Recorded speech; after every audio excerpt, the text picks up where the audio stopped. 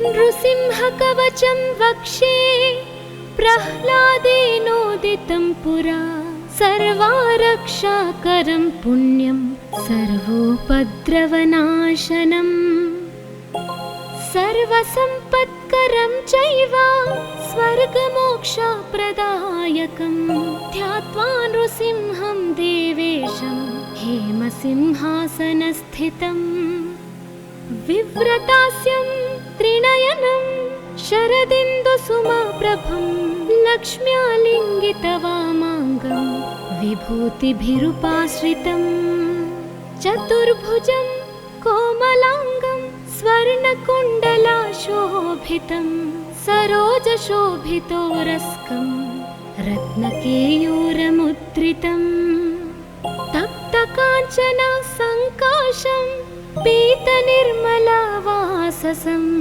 इन्द्रादिसुरमौलिस्थ स्फुरन्माणिक्यदीप्तिभिः विराजिता पदद्वन्द्वं शङ्खचक्रादिहेतिभिः गरुत्मता सविनयं स्तूयमानं मुदान्वितं स्वहृत्कमलसंवासं कृत्वा तु कवचं पठे नृसिंहो मे शिरः पातु लोकरक्षात्मसम्भव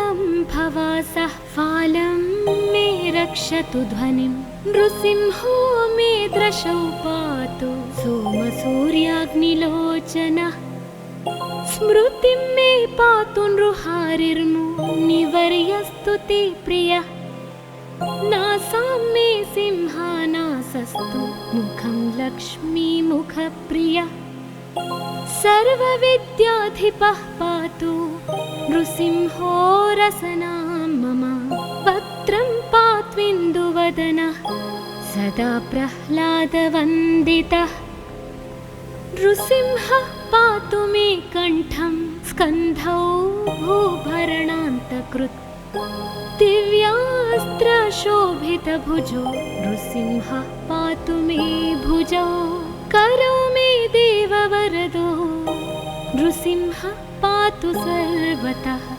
हृदयं योगिसाध्यश्च निवासं पातु मे हरिः मध्यं पातु हिरण्याक्ष वक्षः कुक्षिविदारणः नाभिं मे पातु नृहरि स्वनाभि ब्रह्मसंस्तुतः ब्रह्माण्डकोटयः कट्यां यस्यासौ पातु मे कटिं गुह्यां मे पातु गुह्यानां मन्त्राणां गुह्यरूपधृक् ऊरो मनोभवः पातु जानुनी नररूपधृक् जङ्घे पातु धराभार हर्ता ये सौ नृकेसरी सुरराज्य प्रदः पातु पादौ मे नृहरीश्वरः सहस्रशीर्षा पुरुषः पातु मे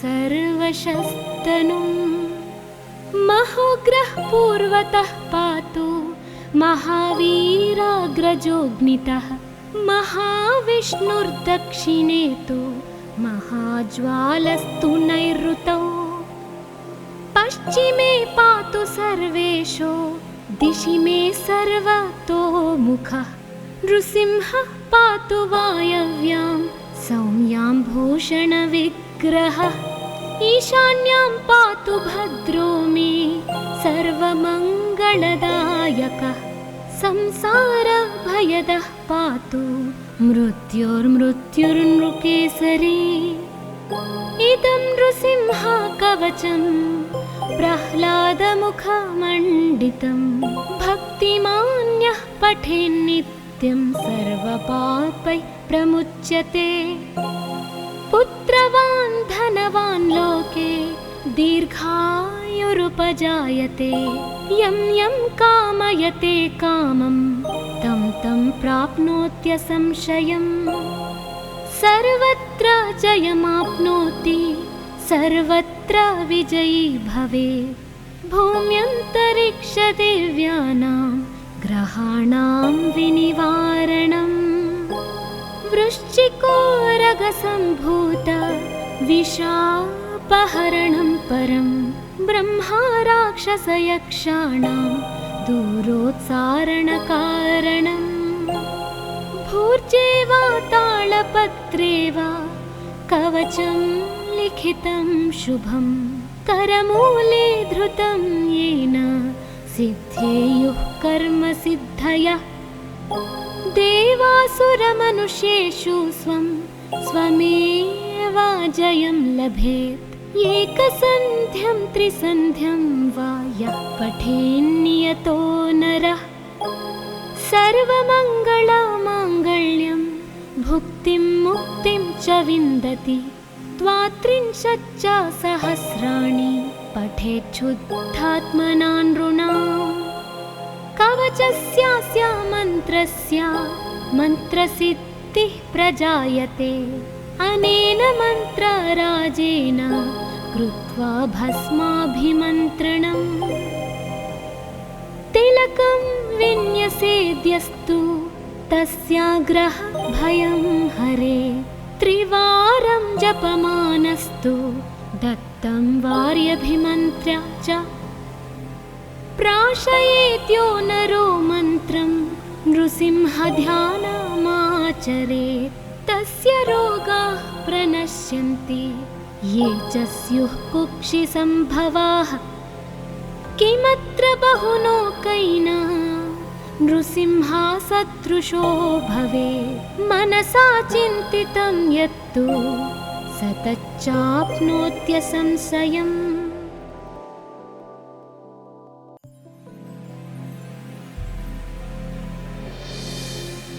नृसिंहकवचं वक्षे प्रह्लादेनोदितं पुरा सर्वारक्षाकरं पुण्यं सर्वोपद्रवनाशनम् सर्वसम्पत्करं चैव स्वर्गमोक्षप्रदायकं ध्यात्वा नृसिंहं देवेशं हेमसिंहासनस्थितम् विव्रतास्यं त्रिनयनं शरदिन्दुसुमप्रभं लक्ष्म्यालिङ्गितवामाङ्गं विभूतिभिरुपाश्रितं चतुर्भुजं कोमलाङ्गं स्वर्णकुण्डलाशोभितं सरोजशोभितोरस्कं रत्नकेयूरमुद्रितं तप्तकाञ्चन सङ्काशं पीतनिर्मलवाससम् इन्द्रादिसुरमौलिस्थ स्फुरन्माणिक्यदीप्तिभिः विराजिता पदद्वन्द्वं शङ्खचक्रादिहेतिभिः गरुत्मता सविनयं स्तूयमानं मुदान्वितं स्वहृत्कमलसंवासं कृत्वा तु कवचं पठे नृसिंहो मे शिरः पातु लोकरक्षात्मसम्भव सर्वगोपीस्तम्भवासः फालं मे रक्षतु ध्वनिं नृसिंहो मे दृशौ पातु सोमसूर्याग्निलोचनः स्मृतिं मे पातु नृहारिर्मुनिवर्यस्तु ते प्रियः नासां मे सिंहानासस्तु मुखं लक्ष्मीमुखप्रियः सर्वविद्याधिपः पातु नृसिंहो रसनां मम वक्त्रं पात्विन्दुवदनः सदा प्रह्लादवन्दितः नृसिंहः पातु मे कण्ठं स्कन्धौ भूभरणान्तकृत् दिव्यास्त्रशोभितभुजो नृसिंहः पातु मे भुजौ करौ मे देववरदो नृसिंहः पातु सर्वतः हृदयं योगिसाध्यश्च निवासं पातु मे हरिः मध्यं पातु हिरण्याक्ष वक्षः कुक्षिविदारणः नाभिं मे पातु नृहरि स्वनाभि ब्रह्म संस्तुतः ब्रह्माण्डकोटयः कट्यां यस्यासौ पातु मे कटिं गुह्यां मे पातु गुह्यानां मन्त्राणां गुह्यरूपधृक् ऊरो मनोभवः पातु जानुनी नररूपधृक् जङ्घे पातु धराभार हर्ता ये सौनृकेसरी सुरराज्य प्रदः पातु पादौ मे नृहरीश्वरः सहस्रशीर्षा पुरुषः पातु मे सर्वशस्तनुम् महोग्रः पूर्वतः पातु महावीराग्रजोऽग्नितः महाविष्णुर्दक्षिणे तु महाज्वालस्तु नैऋतौ पश्चिमे पातु सर्वेषु दिशि मे सर्वतोमुखः नृसिंहः पातु वायव्यां सौम्यां भूषणविग्रहः ईशान्यां पातु भद्रो मे सर्वमङ्गलदायकः संसारभयदः पातु मृत्युर्मृत्युर्नृकेसरी इदं नृसिंहकवचं प्रह्लादमुखमण्डितं भक्तिमान्यः पठेन्नित्यं सर्वपापैः प्रमुच्यते पुत्रवान् धनवान् लोके दीर्घायुरुपजायते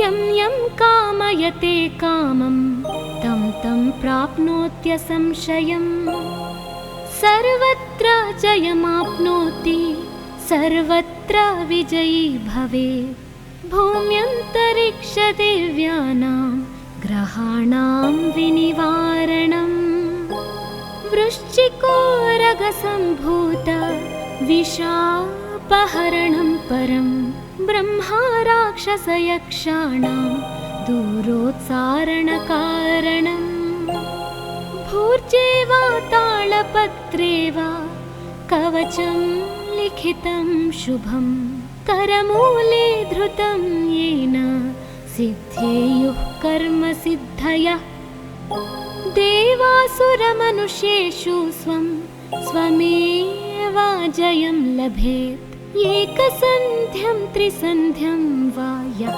पठेन्नियतो नरः सर्वमङ्गलमाङ्गल्यं भुक्तिं मुक्तिं च विन्दति द्वात्रिंशच्च सहस्राणि पठेच्छुद्धात्मना नृणाम् कवचस्यास्य मन्त्रस्य मन्त्रसिद्धिः प्रजायते अनेन मन्त्रराजेन कृत्वा भस्माभिमन्त्रणम्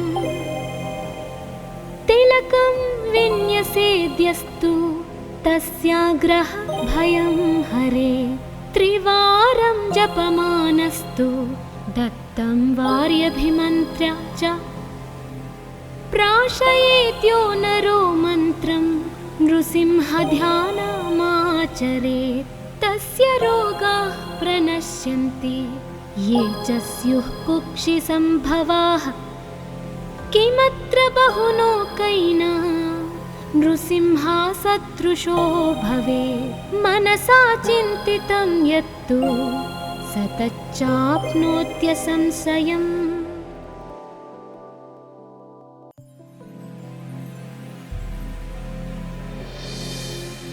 नृसिंहकवचं वक्षे प्रह्लादेनोदितं पुरा सर्वारक्षाकरं पुण्यं सर्वोपद्रवनाशनम् सर्वसम्पत्करं चैव स्वर्गमोक्षप्रदायकं ध्यात्वा नृसिंहं देवेशं हेमसिंहासनस्थितम् विव्रतास्यं त्रिनयनं शरदिन्दुसुमप्रभं लक्ष्म्यालिङ्गितवामाङ्गं विभूतिभिरुपाश्रितं चतुर्भुजं कोमलाङ्गं स्वर्णकुण्डलाशोभितं सरोजशोभितोरस्कं रत्नकेयूरमुद्रितं तप्तकाञ्चन सङ्काशं पीतनिर्मलवारिधि ससम् इन्द्रादिसुरमौलिस्थ स्फुरन्माणिक्यदीप्तिभिः विराजिता पदद्वन्द्वं शङ्खचक्रादिहेतिभिः गरुत्मता सविनयम् स्तूयमानं मुदान्वितम् स्वहृत्कमलसंवासं कृत्वा तु कवचं पठे नृसिंहो मे शिरः पातु लोकरक्षात्मसम्भव सर्वगोपीस्तम्भवासः फालं मे रक्षतु ध्वनिं नृसिंहो मे दृशौ पातु सोमसूर्याग्निलोचनः स्मृतिं मे पातु नृहारिर्मुनिवर्यस्तु ते प्रियः नासां मे सिंहानासस्तु मुखं लक्ष्मीमुखप्रियः सर्वविद्याधिपः पातु नृसिंहो रसनां मम वक्त्रं पात्विन्दुवदनः सदा प्रह्लादवन्दितः नृसिंहः पातु मे कण्ठं स्कन्धौ भूभरणान्तकृत् दिव्यास्त्रशोभितभुजो नृसिंहः पातु मे भुजौ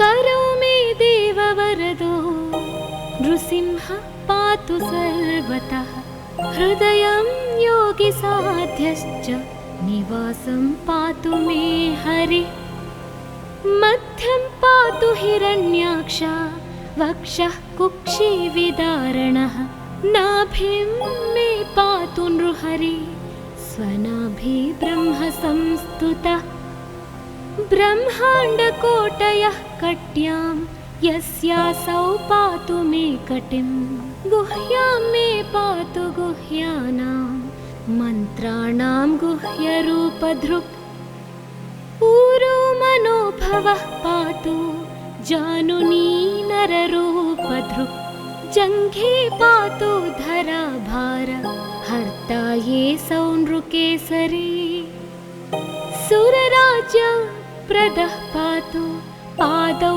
मे नृहरीश्वरः सहस्रशीर्षा पुरुषः पातु मे सर्वशस्तनुम् महोग्रः पूर्वतः पातु महावीराग्रजोऽग्नितः महाविष्णुर्दक्षिणे तु महाज्वालस्तु नैऋतौ पश्चिमे पातु सर्वेषु दिशि मे सर्वतोमुखः नृसिंहः पातु वायव्यां सौम्यां भूषणविग्रहः ईशान्यां पातु भद्रो मे सर्वमङ्गलदायकः संसारभयदः पातु मृत्युर्मृत्युर्नृकेसरी इदं नृसिंहकवचं प्रह्लादमुखमण्डितं भक्तिमान्यः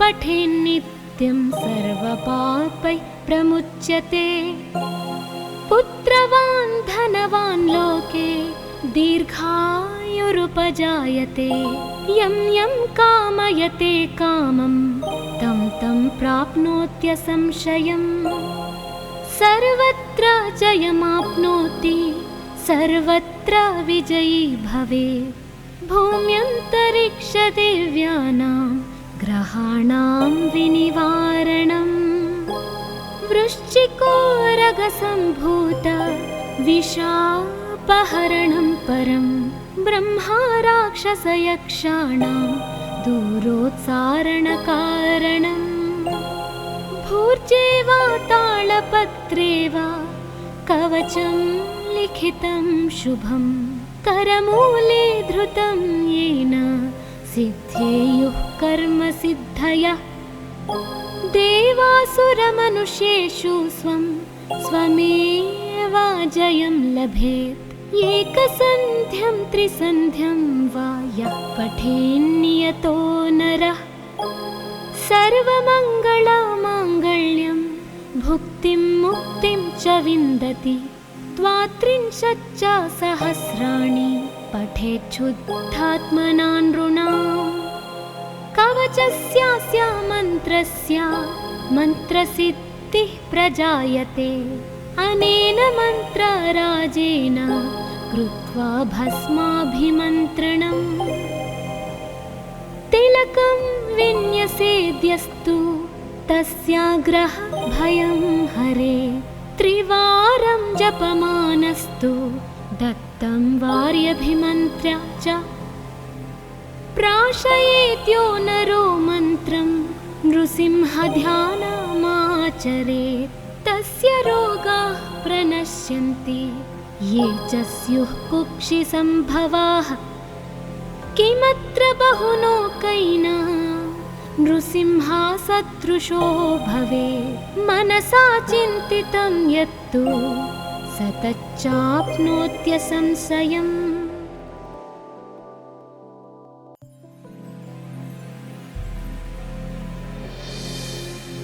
नृसिंहकवचं वक्षे प्रह्लादेनोदितं पुरा। सर्वारक्षाकरं पुण्यं सर्वोपद्रवनाशनम्। सर्वसम्पत्करं चैव स्वर्गमोक्षप्रदायकं। ध्यात्वा नृसिंहं देवेशं हेमसिंहासनस्थितम्।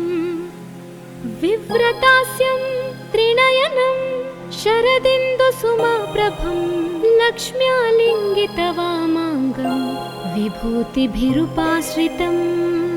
चतुर्भुजं कोमलाङ्गं स्वर्णकुण्डलाशोभितं। सरोजशोभितोरस्कं रत्नकेयूरमुद्रितं। तप्तकाञ्चन सङ्काशं पीतनिर्मलवाससम्। इन्द्रादिसुरमौलिस्थ स्फुरन्माणिक्यदीप्तिभिः। विराजिता पदद्वन्द्वं शङ्खचक्रादिहेतिभिः। गरुत्मता सविनयं स्तूयमानं मुदान्वितं। स्वहृत्कमलसंवासं कृत्वा तु कवचं पठे। नृसिंहो मे शिरः पातु लोकरक्षात्मसम्भव। सर्वगोपीस्तम्भवासः फालं मे रक्षतु ध्वनिं। नृसिंहो मे दृशौ पातु सोमसूर्याग्निलोचनः। स्मृतिं मे पातु नृहारिर्मुनिवर्यस्तु ते प्रियः। नासां मे सिंहानासस्तु मुखं लक्ष्मीमुखप्रियः। सर्वविद्याधिपः पातु नृसिंहो रसनां मम। वक्त्रं पात्विन्दुवदनः सदा प्रह्लादवन्दितः। नृसिंहः पातु मे कण्ठं स्कन्धौ भूभरणान्तकृत्। दिव्यास्त्रशोभितभुजो नृसिंहः पातु मे भुजौ। करौ मे देववरदो नृसिंहः पातु सर्वतः। हृदयं योगिसाध्यश्च निवासं पातु मे हरिः। मध्यं पातु हिरण्याक्ष वक्षः कुक्षिविदारणः। नाभिं मे पातु नृहरि स्वनाभि ब्रह्मसंस्तुतः। ब्रह्माण्डकोटयः कट्यां यस्यासौ पातु मे कटिं। गुह्यां मे पातु गुह्यानां मन्त्राणां गुह्यरूपधृक्। ऊरो मनोभवः पातु जानुनी नररूपधृक्। जङ्घे पातु धराभार हर्ता ये सौ नृकेसरी। सुरराज्य प्रदः पातु पादौ मे नृहरीश्वरः। सहस्रशीर्षा पुरुषः पातु मे सर्वशस्तनुम्। महोग्रः पूर्वतः पातु महावीराग्रजोऽग्नितः। महाविष्णुर्दक्षिणे तु महाज्वालस्तु नैऋतौ। पश्चिमे पातु सर्वेशो दिशि मे सर्वतो मुखः। नृसिंहः पातु वायव्यां सौम्यां भूषणविग्रहः ईशान्यां पातु भद्रो मे सर्वमङ्गलदायकः संसारभयदः पातु मृत्युर्मृत्युर्नृकेसरी इदं नृसिंहकवचं प्रह्लादमुखमण्डितं भक्तिमान्यः पठेन्नित्यं सर्वपापैः प्रमुच्यते पुत्रवान् धनवान् लोके दीर्घायुरुपजायते यं यं कामयते कामं तं तं प्राप्नोत्यसंशयम् सर्वत्र जयमाप्नोति सर्वत्र विजयी भवेत् भूम्यन्तरिक्षदिव्यानां ग्रहाणां विनिवारणम् वृश्चिकोरगसम्भूत विषापहरणं परं ब्रह्मा राक्षसयक्षाणां दूरोत्सारणकारणम् भूर्जे वा तालपत्रे वा कवचं लिखितं शुभं करमूले धृतं येन सिद्धेयुः कर्मसिद्धयः देवासुरमनुष्येषु स्वमेव जयं लभेत् एकसन्ध्यं त्रिसन्ध्यं वा यः पठेन्नियतो नरः सर्वमङ्गलमाङ्गल्यं भुक्तिं मुक्तिं च विन्दति द्वात्रिंशच्च सहस्राणि पठेच्छुद्धात्मना नृणाम् कवचस्यास्य मन्त्रस्य मन्त्रसिद्धिः प्रजायते अनेन मन्त्रराजेन कृत्वा भस्माभिमन्त्रणम् तिलकं विन्यसेद्यस्तु तस्याग्रह भयं हरे त्रिवारं जपमानस्तु दत्तं वार्यभिमन्त्र्य च प्राशयेत्यो नरो मन्त्रं नृसिंहध्यानमाचरेत् तस्य रोगाः प्रणश्यन्ति ये च स्युः कुक्षिसम्भवाः किमत्र बहुलोकैः नृसिंहसदृशो भवेत् मनसा चिन्तितं यत्तु स तच्चाप्नोत्यसंशयम्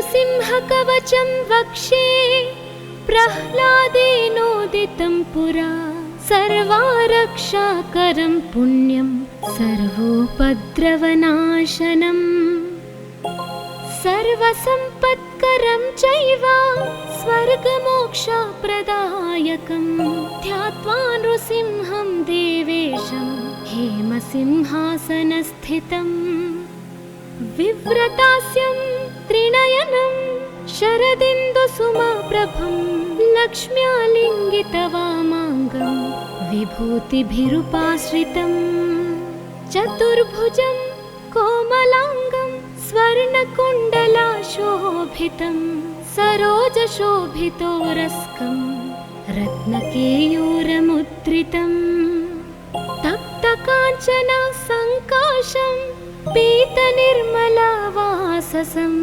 इन्द्रादिसुरमौलिस्थ स्फुरन्माणिक्यदीप्तिभिः विराजिता पदद्वन्द्वं शङ्खचक्रादिहेतिभिः गरुत्मता सविनयं स्तूयमानं मुदान्वितं स्वहृत्कमलसंवासं कृत्वा तु कवचं पठे नृसिंहो मे शिरः पातु लोकरक्षात्मसम्भव सर्वगोपीस्तम्भवासः फालं मे रक्षतु ध्वनिं नृसिंहो मे दृशौ पातु सोमसूर्याग्निलोचनः स्मृतिं मे पातु नृहारिर्मुनिवर्यस्तु ते प्रियः नासां मे सिंहानासस्तु मुखं लक्ष्मीमुखप्रियः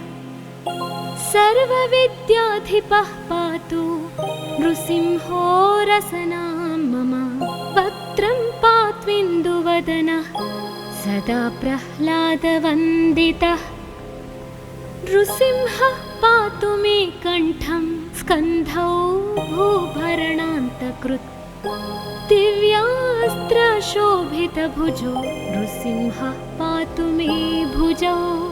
करौ मे देववरदो नृसिंहः पातु सर्वतः। हृदयं योगिसाध्यश्च निवासं पातु मे हरिः। मध्यं पातु हिरण्याक्ष वक्षः कुक्षिविदारणः। नाभिं मे पातु नृहरि स्वनाभि ब्रह्म संस्तुतः। ब्रह्माण्डकोटयः कट्यां यस्यासौ पातु मे कटिं। गुह्यां मे पातु गुह्यानां मन्त्राणां गुह्यरूपधृक्। ऊरो मनोभवः पातु जानुनी नररूपधृक्। जङ्घे पातु धराभार हर्ता ये सौ नृकेसरी। सुरराज्य प्रदः पातु पादौ मे नृहरीश्वरः। सहस्रशीर्षा पुरुषः पातु मे सर्वशस्तनुम्। महोग्रः पूर्वतः पातु महावीराग्रजोऽग्नितः। महाविष्णुर्दक्षिणे तु महाज्वालस्तु नैऋतौ। पश्चिमे पातु सर्वेशो दिशि मे सर्वतोमुखः। नृसिंहः पातु वायव्यां सौम्यां भूषणविग्रहः। ईशान्यां पातु भद्रो मे सर्वमङ्गलदायकः। संसारभयदः पातु मृत्युर्मृत्युर्नृकेसरी। इदं नृसिंह कवचं प्रह्लादमुखमण्डितं। भक्तिमान्यः पठेन्नित्यं सर्वपापैः प्रमुच्यते। पुत्रवान् धनवान् लोके दीर्घायुरुपजायते। यं यं कामयते कामं तं तं प्राप्नोत्यसंशयम्। सर्वत्र जयमाप्नोति सर्वत्र विजयी भवेत्। भूम्यन्तरिक्षदेव्यानां ग्रहाणां विनिवारणम्। वृश्चिकोरगसम्भूत विषापहरणं परं। ब्रह्मा राक्षसयक्षाणां दूरोत्सारणकारणम्। भूर्जे वा तालपत्रे वा कवचं लिखितं शुभं। करमूले धृतं येन सिद्धेयुः कर्मसिद्धयः। देवासुरमनुष्येषु स्वं स्वमेवाजयं लभेत्। एकसन्ध्यं त्रिसन्ध्यं वा यः पठेन्नियतो नरः। सर्वमङ्गलमाङ्गल्यं भुक्तिं मुक्तिं च विन्दति।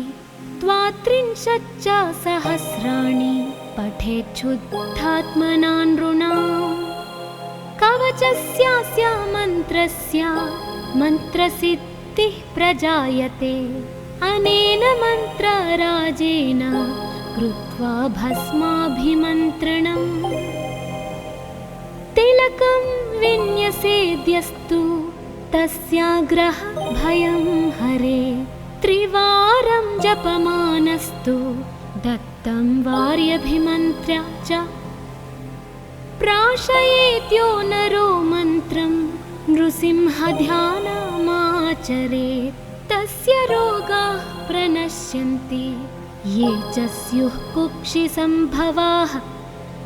किमत्र बहुलोकैः नृसिंहसदृशो भवेत्। मनसा चिन्तितं यत्तु स तच्चाप्नोत्यसंशयम्।